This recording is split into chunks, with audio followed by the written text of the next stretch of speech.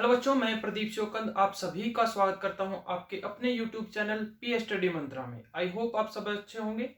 प्यारे बच्चों, जैसा कि आपको पता है, हम अपने लोक प्रशासन के बारे में पढ़ रहे थे, जिसमें हमने बहुत सारे अध्यायों के बारे में बात की, जिसमें से 12 अध्याय मैं आपको करवा चुका हूं। एक अध्याय बचता है, उसको अभी नहीं करवा पाऊंगा क्योंकि टाइम कम है, तो उसके लिए मैं माफी चाहूंगा। लेकिन जो आज की क्लास रहेगी वो काफी महत्वपूर्ण रहेगी और यहाँ से संभवतः 2 से 3 क्वेश्चन मेरे ख्याल से आपको जरूर मिलने चाहिए।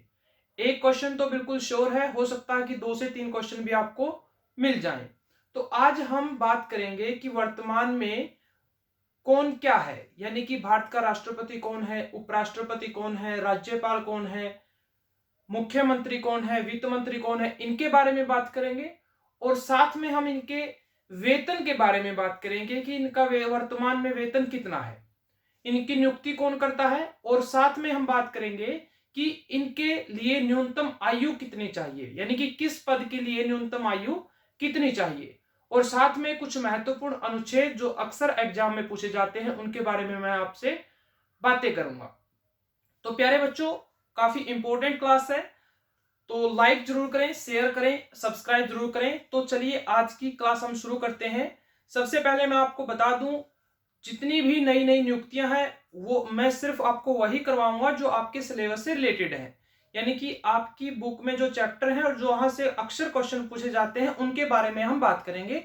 उसके अलावा जो नई नई नियुक्तियां हैं उनके बारे में यहाँ पर बात नहीं करेंगे। तो सबसे पहले जो आपको दूसरा और पहला चैप्टर जिससे संबंधित है, मुख्य कार्यपालिका। आपको पता है कि मुख्य कार्यपालिका की अगर बात करें तो मुख्य कार्यपालिका कौन है, यानी कि कार्यपालिका की शक्ति जिसके हाथों में निहित होती है, जिसमें निहित होती है, उसको मुख्य कार्यपालिका कहते हैं। भारत में अगर बात करें तो राष्ट्रपति होता है जो मुख्य कार्यपालक होता है, लेकिन वो कैसा होता है, सिर्फ नाम मात्र का होता है। और अगर प्रधानमंत्री की बात करें तो प्रधानमंत्री वास्तविक कार्यपालक होता है, यानी कि सभी राज्य की सभी शक्तियां राष्ट्रपति में निहित होती हैं, लेकिन सिर्फ नाम मात्र का होकर उन शक्तियों का प्रयोग करता है पीएम, यानी कि प्रधानमंत्री, यानी कि वो वास्तविक क्या हो गई, कार्यपालिका हो गई। तो सबसे पहले अगर बात करें वर्तमान में राष्ट्रपति की, तो आपको पता होगा कि वर्तमान में जो हमारे भारत के राष्ट्रपति हैं वो है द्रौपदी मुर्मू। कौन है? द्रौपदी मुर्मू है, वो वर्तमान में भारत की राष्ट्रपति है। द्रौपदी मुर्मू कौन है? द्रौपदी मुर्मू है जो भारत की वर्तमान में राष्ट्रपति है। यहां से एक क्वेश्चन क्या पूछेगा कि जो भारत के राष्ट्रपति द्रौपदी मुर्मू बनी है वो कितने नंबर की राष्ट्रपति है? तो ये भारत की 15वीं राष्ट्रपति है, 15वीं। अगर महिलाओं में बात करें तो भारत की ये दूसरी महिला है जो भारत की राष्ट्रपति बनी है। और इससे पहले कौन थी? प्रतिभा सिंह पाटिल थी जो भारत की राष्ट्रपति बनी थी। यानी कि अब तक 15 में से 2 महिलाएं हैं जो राष्ट्रपति पद को संभाल चुकी हैं। तो अभी 15वीं राष्ट्रपति कौन है? द्रौपदी मुर्मू। इससे पहले भी पूछ सकता है, तो इनसे पहले थे रामनाथ कोविंद। कौन थे? रामनाथ कोविंद। और एक क्वेश्चन जो अक्सर पूछता है कि सबसे पहले राष्ट्रपति कौन थे? सबसे पहले राष्ट्रपति कौन थे? तो आपको पता होगा राजेंद्र प्रसाद। कौन थे पहले राष्ट्रपति? राजेंद्र प्रसाद। कौन थे बच्चों? राजेंद्र प्रसाद, जिनका कार्यकाल सबसे लंबा था, राष्ट्रपति के पद पर सबसे लंबा कार्यकाल राजेंद्र प्रसाद का। और राजेंद्र प्रसाद के बारे में आपको यह भी पता होगा कि राजेंद्र प्रसाद जो पहले भारत के राष्ट्रपति थे, सबसे लंबा कार्यकाल था राष्ट्रपति के पद पर। अब जब संविधान सभा का गठन किया गया था 1946 के अंदर, जब संविधान सभा का गठन हुआ, जब संविधान निर्माण की बात चल रही थी, तो भारत आजाद हुआ था, तो संविधान सभा के जो पहले अध्यक्ष थे वो थे सच्चिदानंद सिन्हा। सच्चिदानंद सिन्हा। लेकिन ये कैसे थे? अस्थाई अध्यक्ष थे। कैसे अध्यक्ष थे? ये अस्थाई अध्यक्ष थे, यानी इनको वरिष्ठता के आधार पर, उम्र के आधार पर चुना गया था। लेकिन जब दूसरी बैठक हुई तब राजेंद्र प्रसाद जी को, डॉक्टर राजेंद्र प्रसाद को संविधान सभा का प्रथम स्थायी अध्यक्ष यानी कि परमानेंट अध्यक्ष चुना गया। किसको? राजेंद्र प्रसाद को। पहली बैठक हुई थी 9 दिसंबर को, दूसरी हुई थी एक दिन छोड़कर 11 दिसंबर को, और तीसरी हुई थी 13 दिसंबर को, जिसमें जवाहरलाल नेहरू ने उद्देशिका प्रस्ताव प्रस्तुत किया था। तो भारत के पहले राष्ट्रपति थे राजेंद्र प्रसाद 1952 से 62 तक। अभी वर्तमान में है द्रौपदी मुर्मू। इनसे पहले थे रामनाथ कोविंद। तो 15वीं राष्ट्रपति हैं द्रौपदी मुर्मू। अब तक 15 राष्ट्रपति भारत में बन चुके हैं और 2 महिलाएं हैं, जिसमें एक प्रतिभा सिंह पाटिल थी और एक वर्तमान में द्रौपदी मुर्मू है। तो यहां से राष्ट्रपति के आपका क्वेश्चन बन सकता है, क्योंकि आपके 2 अध्याय मुख्य कार्यपालिका के हैं। दूसरा है, भारत के वर्तमान में उपराष्ट्रपति कौन है? राष्ट्रपति के बाद किसका पद आता है? उपराष्ट्रपति का। तो उपराष्ट्रपति है जो वर्तमान में, वो है जगदीप धनखड़। जगदीश नहीं है, ये जगदीप धनखड़ है। क्या है? जगदीप धनखड़, जिनका संबंध है राजस्थान से। कहां से है ये? राजस्थान से है। और अगर बात करें पहले उपराष्ट्रपति की, तो डॉक्टर सर्वपल्ली राधाकृष्णन, डॉक्टर सर्वपल्ली राधाकृष्णन, ये पहले उपराष्ट्रपति थे भारत के, राधाकृष्णन। ठीक है, डॉक्टर सर्वपल्ली राधाकृष्णन जो पहले उपराष्ट्रपति थे और बाद में ये फिर राष्ट्रपति भी बने। और वर्तमान में जो उपराष्ट्रपति हैं वो है जगदीप धनखड़, जो कहां से हैं? राजस्थान राज्य से संबंध रखते हैं। प्रधानमंत्री की अगर बात करें तो आपको पता है कि वर्तमान में प्रधानमंत्री कौन है? नरेंद्र मोदी है। कौन है? नरेंद्र मोदी। इसको आप सभी जानते हैं। और अगर भारत के प्रथम प्रधानमंत्री की बात करें तो पंडित जवाहरलाल नेहरू, जो भारत के प्रथम क्या थे? प्रधानमंत्री थे। भारत के प्रथम राष्ट्रपति राजेंद्र प्रसाद, भारत के प्रथम उपराष्ट्रपति सर्वपल्ली राधाकृष्णन, भारत के प्रथम प्रधानमंत्री जवाहरलाल नेहरू, भारत के वर्तमान में राष्ट्रपति द्रौपदी मुर्मू, भारत के वर्तमान उपराष्ट्रपति जगदीप धनखड़ और भारत के वर्तमान पीएम यानी प्रधानमंत्री नरेंद्र मोदी। उसके बाद लोकसभा अध्यक्ष। आपको लोकसभा का पता होगा कि लोकसभा क्या होती है, लेकिन फिर भी मैं इसके बारे में थोड़ा बहुत आपको दोबारा बता दूं। अदरवाइज ये सभी बातें मैं पहले की बेसिक क्लास में बता चुका हूं। देखो, किसी भी राज्य की सरकार के 3 अंग होते हैं। कितने अंग होते हैं? 3। एक विधान पालिका, एक कार्यपालिका और एक न्यायपालिका। विधान पालिका यानी कि संसद, जिसका काम है कानून बनाना। कार्यपालिका यानी कि सरकार, जिसका काम है संसद के द्वारा बनाए गए कानूनों को लागू करना। और तीसरा न्यायपालिका, जिसका कार्य है संसद के द्वारा बनाए गए कानूनों की जांच करना कि क्या वो संविधान के अनुसार है या नहीं है। अगर संविधान के अनुसार नहीं है तो उनको रद्द कर सकती है। इसके अलावा उसका काम है न्याय करना। तो जो संसद होती है, जो केंद्र पर हम बोलते हैं विधान पालिका को संसद, और राज्य में जो राज्य सरकार के विधान पालिका उसको बोलते हैं हम विधान मंडल। फर्क है, वहां पर हम विधान पालिका बोलते हैं, यहाँ पर विधान मंडल बोलते हैं, यानी कि वहां संसद, यहाँ विधान मंडल। तो जो केंद्र सरकार की जो विधान पालिका होती है उसके 2 सदन होते हैं। एक होता है लोकसभा और दूसरा है राज्यसभा। कौन सा? राज्यसभा। लोकसभा, राज्यसभा। लोकसभा होता है जो अस्थायी सदन होता है। अस्थायी सदन होता है यानी कि प्रत्येक 5 वर्ष के बाद चुनाव होता है और इनके जो लोकसभा के सदस्य प्रत्यक्ष रूप से लोगों के द्वारा वोट डालकर चुने जाते हैं। राज्यसभा होता है जो स्थायी सदन होता है, यानी इसको कभी भी भंग नहीं किया जा सकता। प्रश्न आ सकता है, राज्यसभा को कभी भी भंग नहीं किया जा सकता, बल्कि 2 वर्ष के बाद इनके 1/3 सदस्यों को क्या मिल जाती है? रिटायरमेंट मिल जाती है और नए सदस्य आते रहते हैं। यानी कि कभी भी इसको भंग नहीं किया जा सकता। लोकसभा को भंग किया जा सकता है। कितना कार्यकाल? 5 वर्ष का कार्यकाल। ठीक है ना। उसके साथ साथ अगर बात करें तो इसको बोलते हैं निमन सदन। निमन सदन क्या बोलते हैं? निमन सदन, या हम बोल सकते हैं लोकसभा को क्या बोल सकते हैं? लोगों का सदन। कैसा? लोक यानी लोगों का सदन। और इसको बोलते हैं राज्यसभा को उच्च सदन। क्या बोलते हैं? उच्च सदन। और राष्ट्रपति होता है जो संसद का अभिन्न अंग होता है। कैसा अंग होता है? अभिन्न अंग। ठीक है, कैसा होता है? अभिन्न अंग। इसी प्रकार अगर बात करें लोकसभा में, तो लोकसभा में कुल 552 सदस्य होते हैं, 552।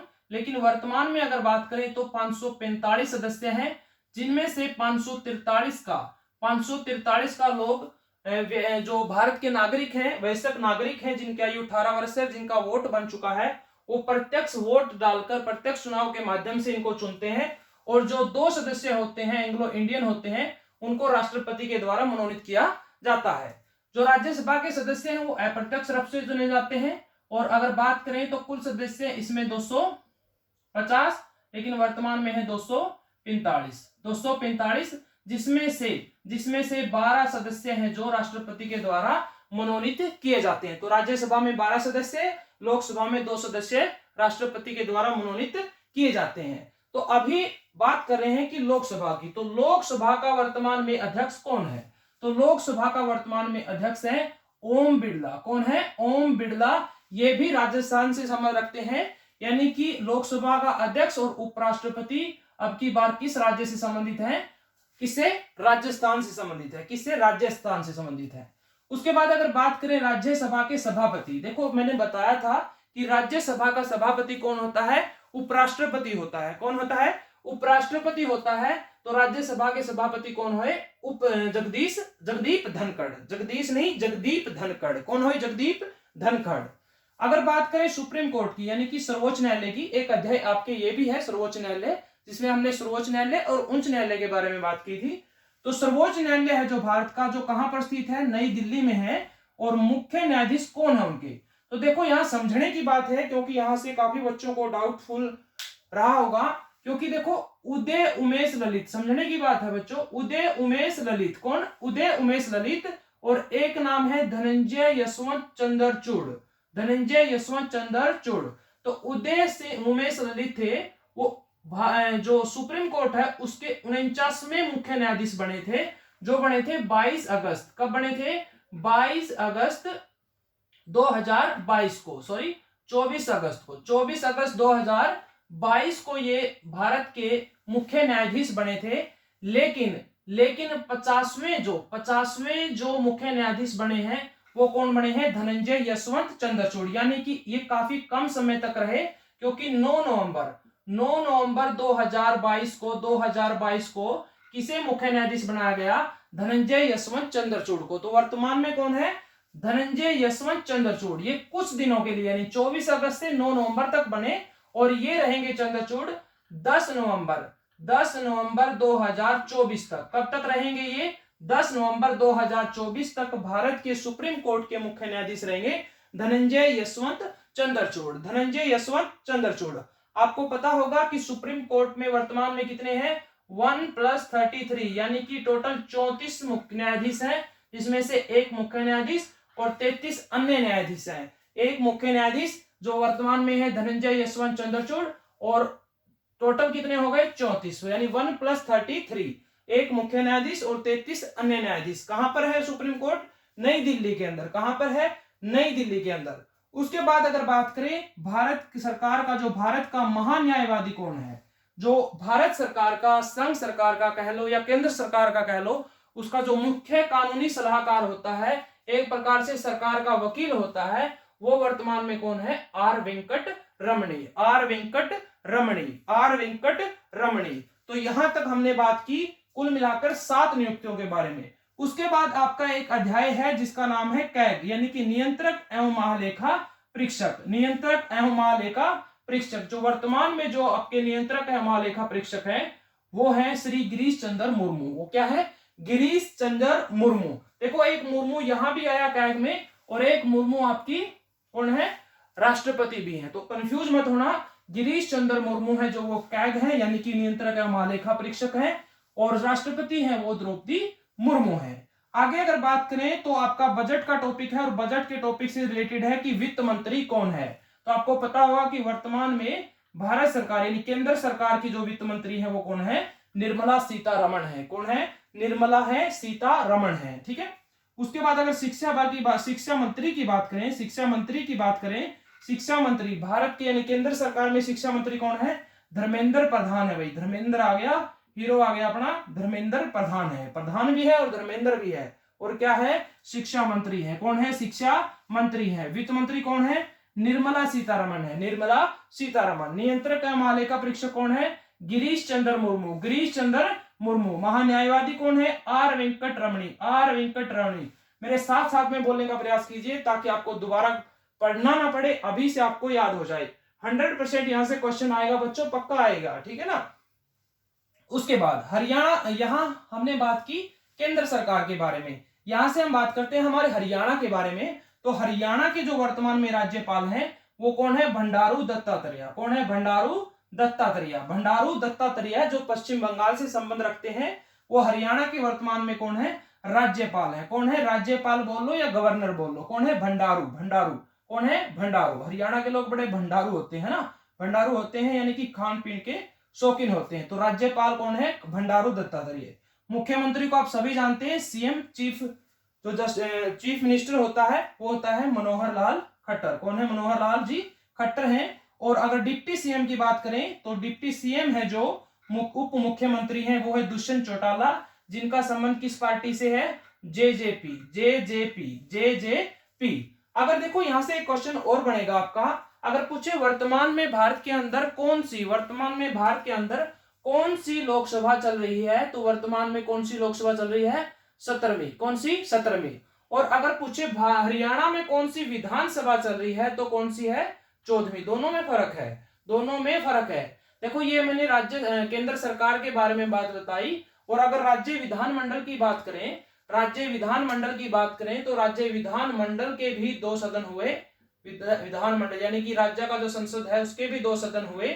एक सदन को बोलेंगे विधानसभा और एक को बोलेंगे विधान परिषद। विधान परिषद। विधान परिषद वर्तमान में अगर बात करें तो सिर्फ 6 राज्यों में है। कितने राज्यों में है? 6 राज्यों में है।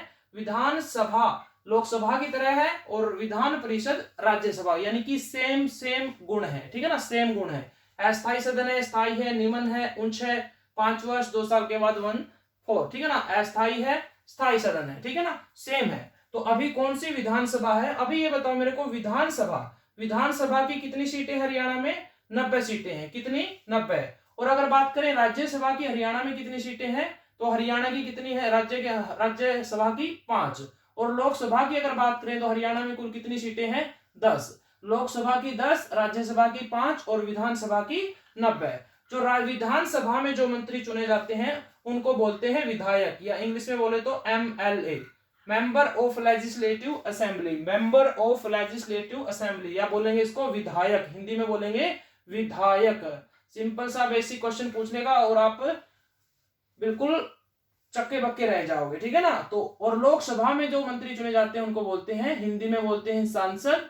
क्या बोलते हैं? सांसद। और इंग्लिश में बोले तो MP, member of parliament, member of parliament. और विधानसभा में MLA। कितने हैं MLA अपने? 90, ठीक है ना। और लोकसभा की सीट कितनी है अपने? 10, राज्यसभा की 5। राज्यसभा का सभापति कौन होता है? उपराष्ट्रपति। लोकसभा के अध्यक्ष वर्तमान में कौन है? ओम बिरला। कौन है? ओम बिरला। हरियाणा के राज्यपाल भंडारू दत्तात्रेय, CM मनोहर लाल खट्टर, उप मुख्यमंत्री दुष्यंत चौटाला।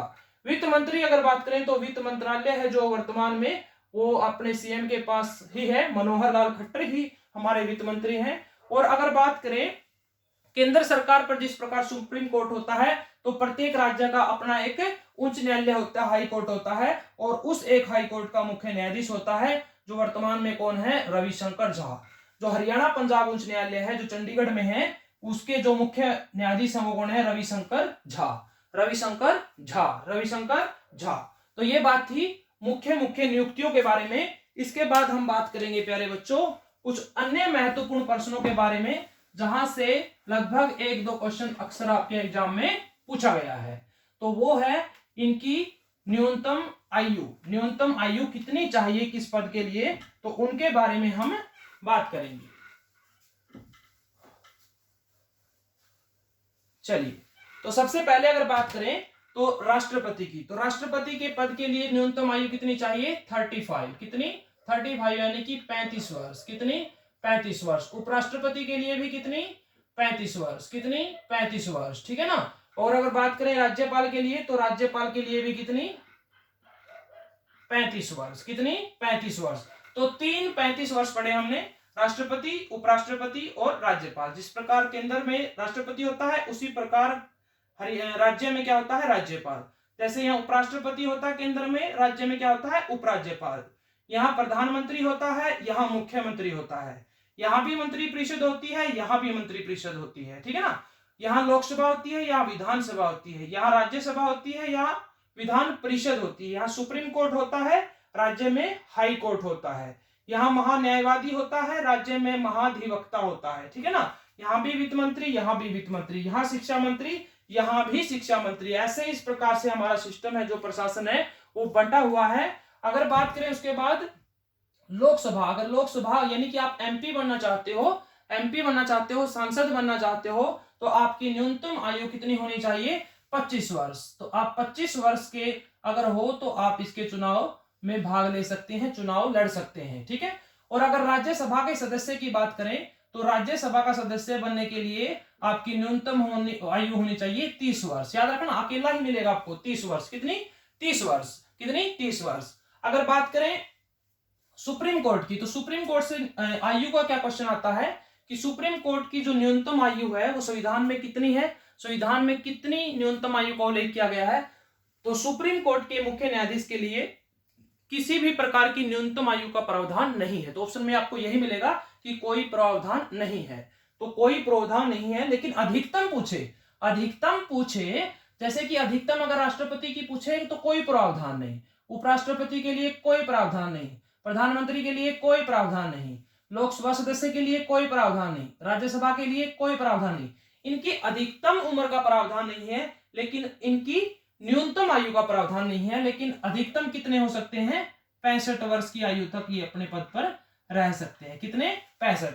और अगर हाई कोर्ट की बात करें तो वो कितने वर्ष तक? 62 यानी कि 62 वर्ष तक। कब तक? 62 वर्ष तक, ठीक है ना, 62 वर्ष तक। महान्यायवादी के बारे में कोई उल्लेख नहीं है। इसकी नियुक्ति राष्ट्रपति के द्वारा की जाती है, जो सरकार का प्रमुख कानूनी सलाहकार होता है। नियंत्रक या मालिका परीक्षक के लिए वही योग्यताएं चाहिए जो सुप्रीम कोर्ट के मुख्य न्यायाधीश के लिए चाहिए, ठीक है। वित्त मंत्री, शिक्षा मंत्री, हरियाणा के राज्यपाल के लिए 35, तो सीएम के लिए कितनी चाहिए? 25। कितनी? 25 ईयर, ठीक है। उप मुख्यमंत्री के लिए भी यही, विधानसभा के सदस्य के लिए भी यही। लेकिन अगर बात करें सरपंच की, पंचायत का आपका चैप्टर है, तो पंचायत के सरपंच के लिए आपकी आयु कितनी होनी चाहिए? 21 वर्ष। कितने वर्ष की आयु होनी चाहिए? 21 वर्ष। कितनी? 21 वर्ष होनी चाहिए। और वोट डालने के लिए यानी कि वयस्क मताधिकार कब का है? 18 वर्ष का। 18 वर्ष का व्यक्ति क्या है? वयस्क नागरिक कहलाता है, और जो वोट डाल सकता है। तो राष्ट्रपति, उपराष्ट्रपति और राज्यपाल, इनकी 35, लोकसभा, मुख्यमंत्री, विधानसभा, इनके लिए 25। सुप्रीम कोर्ट के लिए अधिकतम है 65 वर्ष, और हाई कोर्ट के मुख्य न्यायाधीश के लिए अधिकतम है 62 वर्ष, और राज्यसभा के लिए थोड़ी डिफरेंट है, और विधान परिषद के लिए कितनी? 30 वर्ष। तो ये थे आयु के क्वेश्चन जो मैंने आपको एक साथ करवा दिए, ताकि आप पजल न हो। एक दो बार इस पर नजर लगाइए और थोड़ा सा अपने माइंड में सेल्फ टॉकिंग कीजिए इनके बारे में, ताकि आपके दिमाग में ये छप जाए और एग्जाम के समय आप कंफ्यूज न हो और आपका क्वेश्चन बिल्कुल ठीक हो, और आप 80 में से 80 लेके आए और मिठाई का डब्बा लेकर मेरे पास पहुंचे और बिल्कुल पार्टी सार्टी करेंगे, ठीक है ना। बिल्कुल।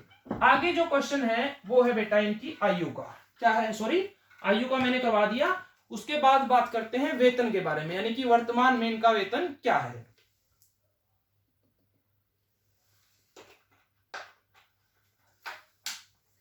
देखो, सबसे पहले बात करते हैं राष्ट्रपति की, ठीक है ना। तो राष्ट्रपति का वर्तमान में वेतन कितना है, उपराष्ट्रपति का वर्तमान में वेतन कितना है, तो दो के बारे में बात करेंगे। इनका है 5 लाख। कितना है बेटा? 5 लाख। जो उपराष्ट्रपति है उनका है 4 लाख। कितना है वर्तमान में वेतन? 4 लाख। कितना है? 4 लाख। अगर बात करें राज्यपाल की, तो राज्यपाल का कितना है? 3,50,000। कितना है बेटा? 3,50,000। खांगे राज्यपाल बंडारू दत्तात्रेय 3 लाख, 3.50 बोल रहे, 3.50 लाख, यानी कि 3,50,000। अगर मुख्यमंत्री की बात करें तो कितना है? 1,60,000। 1,60,000, ठीक है ना। 1,60,000 है जो मुख्य प्रधानमंत्री का वेतन है। राष्ट्रपति का है 5 लाख, उपराष्ट्रपति का 4 लाख और प्रधानमंत्री का 1,60,000, और राज्यपाल का कितना है? 3,50,000। और अगर बात करें सुप्रीम कोर्ट के जो मुख्य न्यायाधीश है उनका वेतन है 2,80,000। कितना है? 2,80,000। 2,80,000। 2,80,000, ठीक है ना, 2,80,000। और जो सुप्रीम कोर्ट के जो अन्य न्यायाधीश है यानी कि 1+33, तो एक का तो हो गया कितना? 280, और इन 33 का कितना है? 2,50,000। 2,50,000, हजार, 2,50,000। अगर हाई कोर्ट की अगर बात करें, हाई कोर्ट के जो मुख्य न्यायाधीश हैं उनका वेतन है 2,50,000, 2,50,000 इनका वेतन है। और अन्य न्यायाधीश होंगे जो, उनका वेतन होगा 2,25,000, 2,25,000, ठीक है ना, 2.25 लाख। तो 280, 250, 250, 225, तो कंपेयर करके याद करना है। इनका राष्ट्रपति का 5, इनका 4, इनका प्रधानमंत्री का 1 पॉइंट यानी 1,60,000 और राज्यपाल का कितना है 3,50,000। तो ये था इनके वेतन के बारे में, जहां से अक्सर क्वेश्चन पूछे जाते हैं। उसके बाद जो अगला क्वेश्चन है यहां से बनता है, वो बनता है इनके कुछ महत्वपूर्ण अनुच्छेद हैं।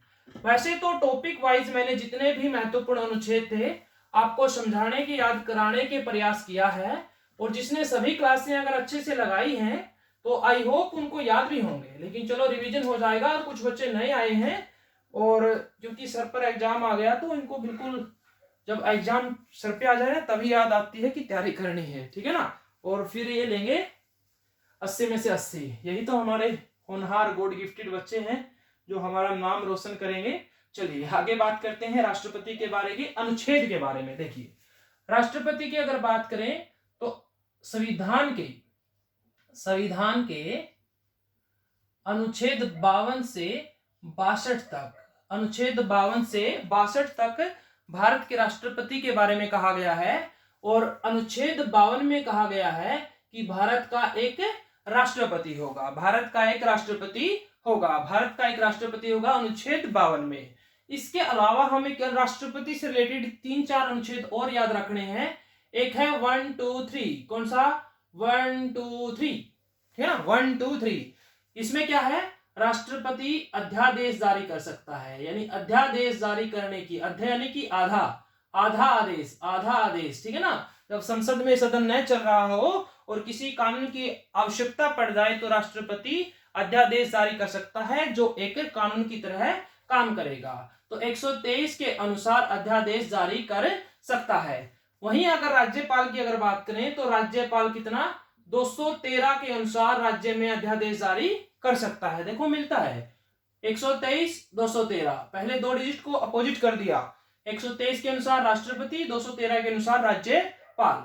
उसके बाद अगर बात करें 3 इनके पास आपातकालीन शक्तियां हैं, जिसमें से सबसे पहला अनुच्छेद था 352 प्लस 4 356 प्लस 4 360। तो कितने अनुच्छेद हो गए 1, 2, 3, 4, 5। तो 5 अनुच्छेद हैं जो आपको मेरे ख्याल से याद हो गए होंगे, और अक्सर यही से क्वेश्चन पूछता है। अगर राष्ट्रपति की योग्यता की बात करें तो वो भारत का नागरिक हो, इस तरह की बातें आपको मेरे ख्याल से याद होगी। तो उसके बाद अगर बात करें उपराष्ट्रपति के बारे में, तो उपराष्ट्रपति के बारे में आर्टिकल 63 से 71 तक, आर्टिकल यानी कि अनुच्छेद 63 से 71 तक भारत के संविधान में उपराष्ट्रपति के बारे में उल्लेख है, यानी कि इसकी नियुक्ति, इनकी योग्यताएं, इनकी शर्तें, इनका वेतन, इनका कार्यकाल, ठीक है ना, इन सभी के बारे में उल्लेख है। तो आर्टिकल जो 63 है उसमें कहा गया है कि भारत का एक क्या होगा, उपराष्ट्रपति होगा। यहां से क्वेश्चन ये भी आता है कि अगर भारत का राष्ट्रपति किसी कारणवश अपने पद पर कार्य न कर पाए, यानी कि उसकी मृत्यु हो जाए, देहांत हो जाए, या कहीं बाहर चला जाए, या वो अपना पद से त्याग पत्र दे दे, तो कौन काम करेगा इनकी जगह, उपराष्ट्रपति।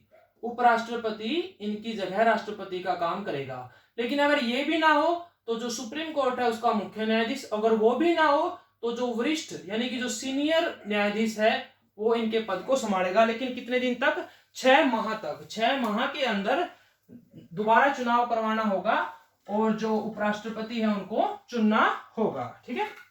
उसके बाद अगर बात करें पीएम की यानी प्रधानमंत्री की, तो प्रधानमंत्री के बारे में किस अनुच्छेद में है, अनुच्छेद 64, अनुच्छेद 64। इसमें क्या कहा गया है कि